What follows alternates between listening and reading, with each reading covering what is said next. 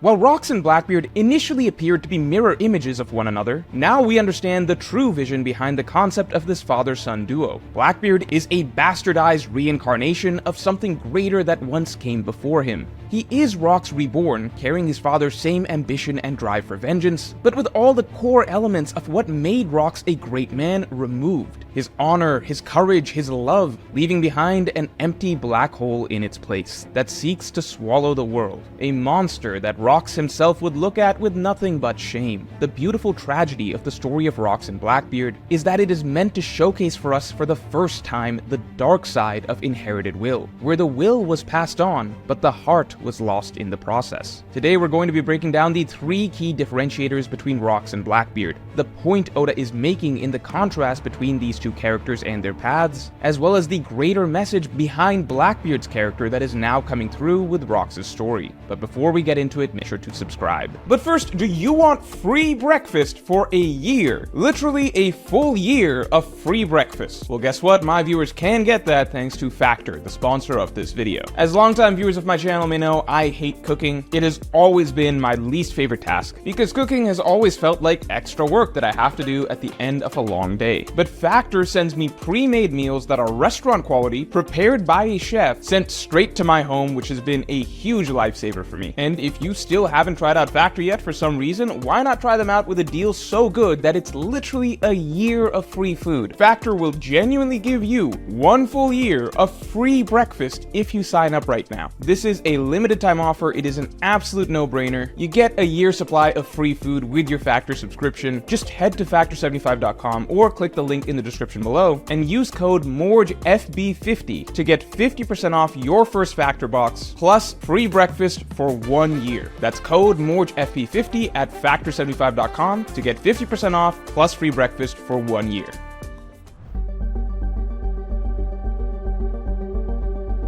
So that aside, on the surface we can of course see the key similarities between father and son. First and foremost, the grand sense of ambition. Both Rox and Blackbeard aim to be king of the world, and neither of them seem to believe that any goal is fundamentally impossible. In fact, it's very likely that Blackbeard has the dream that he has precisely because he's carrying it on from his father Rox. Blackbeard and Rox also share a key trait that differentiates them from the other big dreamers in One Piece. They aren't just charging straight ahead without any sort of plan. These are remarkably cunning figures compared to other pirates, with a strong knack for long-term strategy. Blackbeard and Rox pursue their ambitions with a clear step-by-step process. As we've seen with Blackbeard, from the beginning he believed he had his entire path to King of the World all mapped out. From staying on Whitebeard's ship till he could acquire the Yami Yami no Mi, to joining the Shichibukai so he could get access to Impel Down and put together a Yonko caliber crew, to orchestrating Whitebeard's death so that he could steal Whitebeard's fruit as well, to now post-timeskip where the final pieces of his plan are coming together, starting with using a hero of the Marines as a bargaining chip and taking advantage of the revolutionary siege to leverage his way into becoming a recognized king by the world government.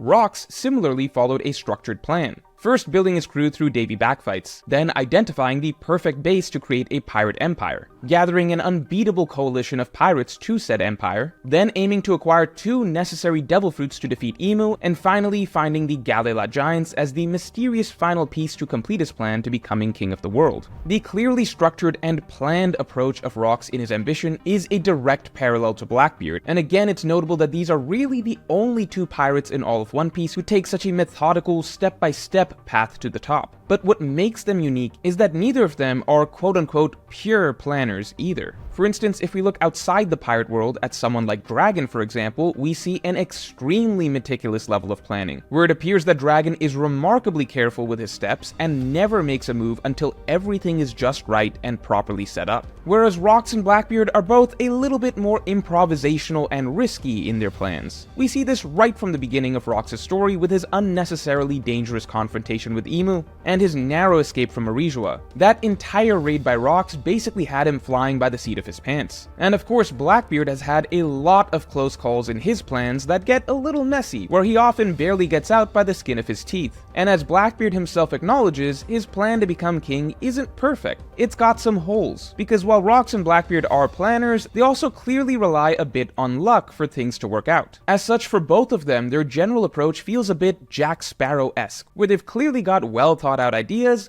but that also end up seeming a little questionable and risky at times. Even Rox's entire raid on God Valley basically seemed to be, "F it, let's go in and I'll figure it out as I need to." In general, this plays into their uniquely distinct personalities. They both have a genuinely piratey flair to them in their speech and mannerisms, in a way that none of the other One Piece pirates really do. In this vein, they can come across as assholes, but also as funny and lovable rogues at the same time. Because of their funny and charismatic personalities, whenever Rox or Blackbeard is on the page, we can often feel like we're watching an anti-hero more than a true villain. But that is where the most important difference lies, in that underneath Rox's rough exterior, there is actually a more morally nuanced and genuinely commendable figure in some ways. Whereas underneath Blackbeard's lovable anti-hero persona, his true colors are that of a genuinely unforgivably evil monster.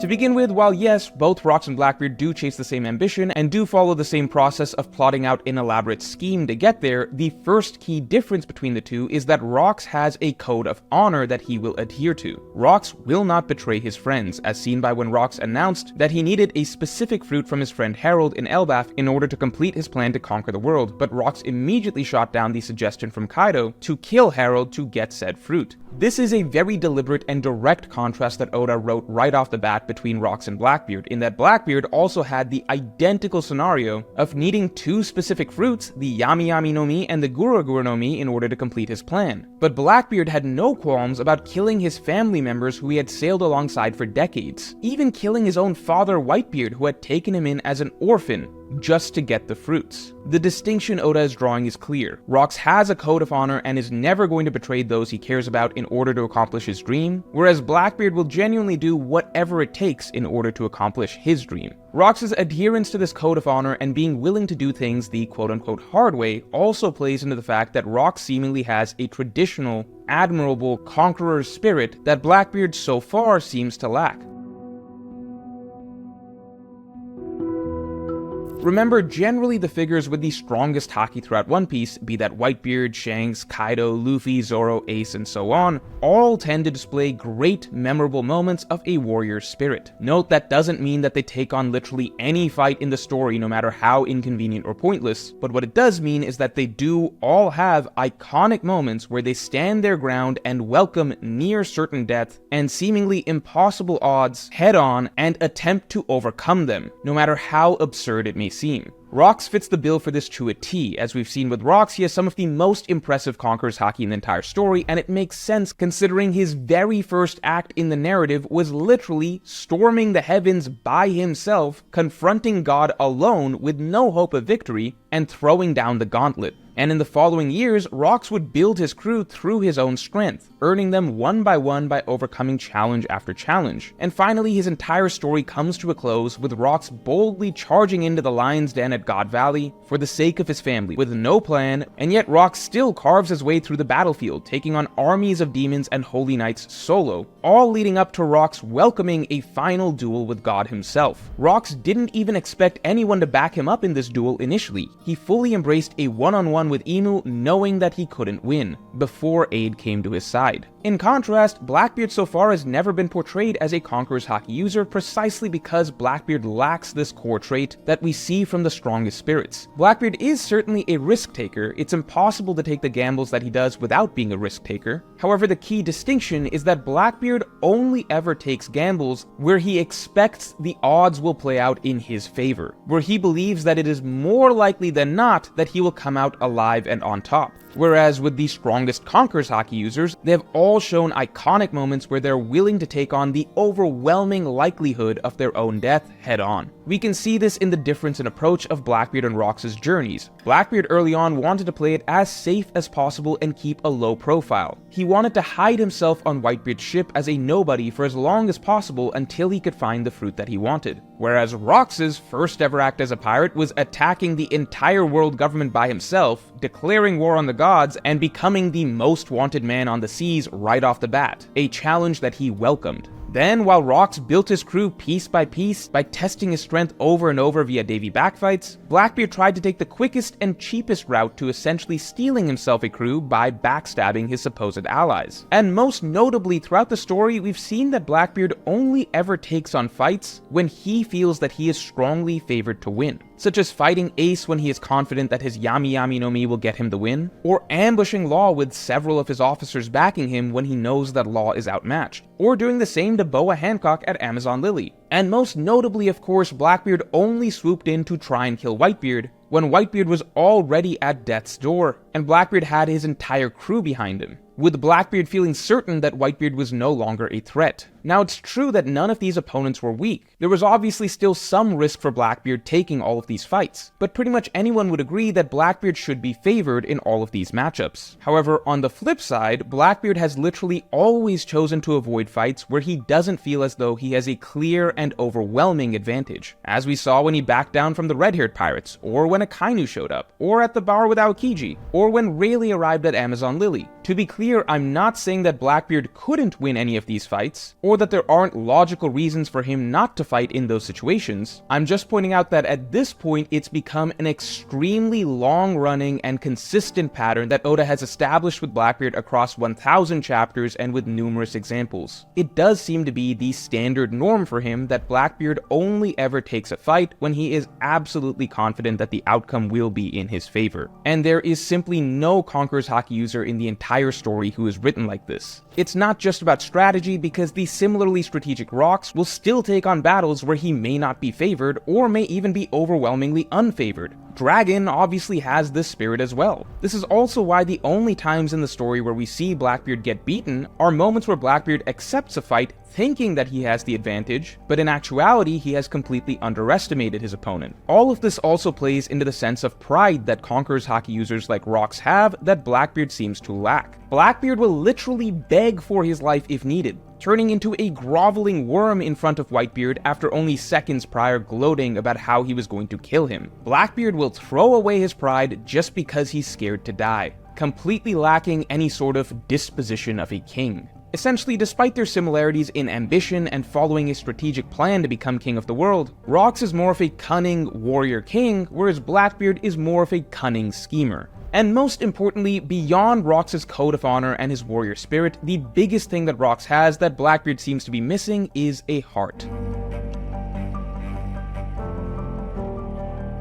Rocks, of course, has made deep and genuine bonds in his life, and most importantly, he is willing to put those bonds above his own ambitions. Again, he treasures his friendship with Harold to the point that he treats it as more precious than accomplishing his dream. As much as Rocks needs Harold's Devil Fruit to become king of the world, Rocks is okay with foregoing that if it would mean that Rocks has to kill Harold in the process. And of course now, Rocks has a wife and child who he definitively places above his own dream. He's made it clear that they are the most important thing in the world now, and nothing else matters to him as much as them. However, Blackbeard has never been shown to truly care about anyone but himself and his own goals. Blackbeard was crewmates and brothers with Thatch for decades and killed him. Blackbeard pretended to be close to Ace for years and had no problems betraying him. Blackbeard was adopted as a literal child orphan by the kindest father in the ocean, and Blackbeard had no problems murdering him. Even with Blackbeard's crew that he has built himself, he is okay with them dying if it furthers his plans. And so, at the heart of it all, while Rocks and Blackbeard chase the same dream and may even seem like similar personalities on the surface, the fundamental difference is that Rocks understood that there were certain things that needed to be placed above his dream: loyalty, honor, and loved ones. Whereas Blackbeard treats all these concepts as inconveniences to be trampled upon in pursuit of the only thing that he believes matters: his dream. Now, it might sound like this video is all about shitting on Blackbeard and talking up Rocks, and I've even seen lots of readers say, how can we go back to enjoying Blackbeard after seeing how Rocks is basically a cooler version of him? But well, that's the entire point. The point is, we are supposed to hate Blackbeard. We are supposed to want to see him defeated at the hands of our protagonist. And the whole point of Rocks is that he is meant to represent a more likable version of Blackbeard that serves as a constant reminder for us all of the noble qualities that Blackbeard is missing.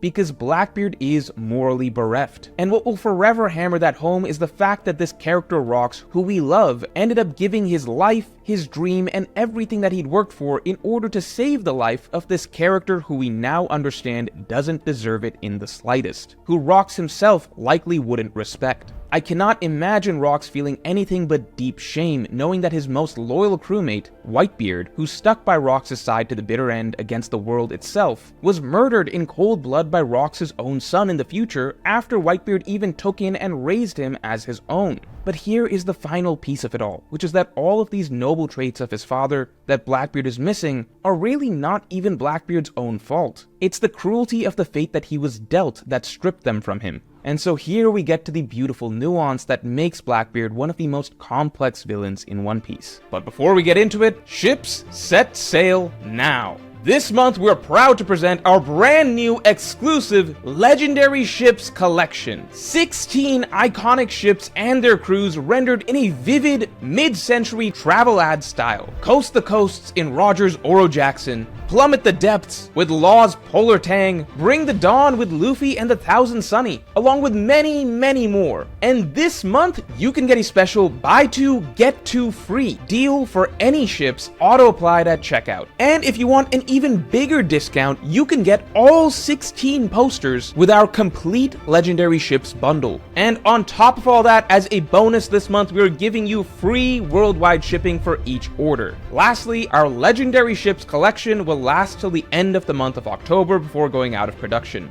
The exclusive Going Merry already sold out within the first week, so collect your posters quick before they set sail.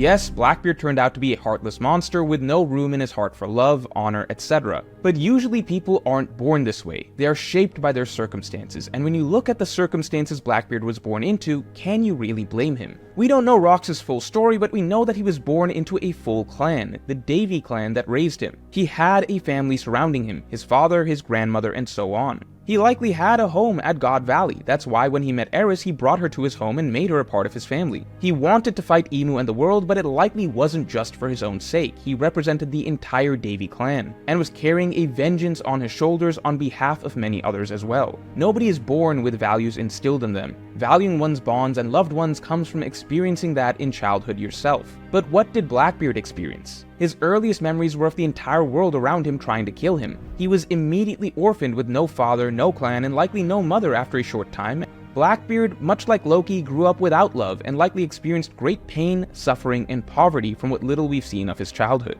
All his mother may have been able to pass on to him was that he needed to carry on his father's will and that the world had done him wrong. And so Blackbeard grew up to become a second Rox, but a hollowed out version of him in a sense, who would be willing to take far more nefarious measures than his father ever did, and as such who will ultimately grow to become an even greater threat to the world because of it. So if Blackbeard kind of seems like he sucks compared to his father, then good, he is supposed to because he was made to be like that. He is not the ultimate anti-hero, he is the ultimate villain. So let me know in the comments below what you think of the differences between Rox and Blackbeard, and if you enjoyed this video then definitely like and subscribe. And if you want to hear how I think Eris may have made Blackbeard into an even worse person, you can listen to my weekly podcast that just dropped by becoming a member or by supporting me on Patreon, link in the description below.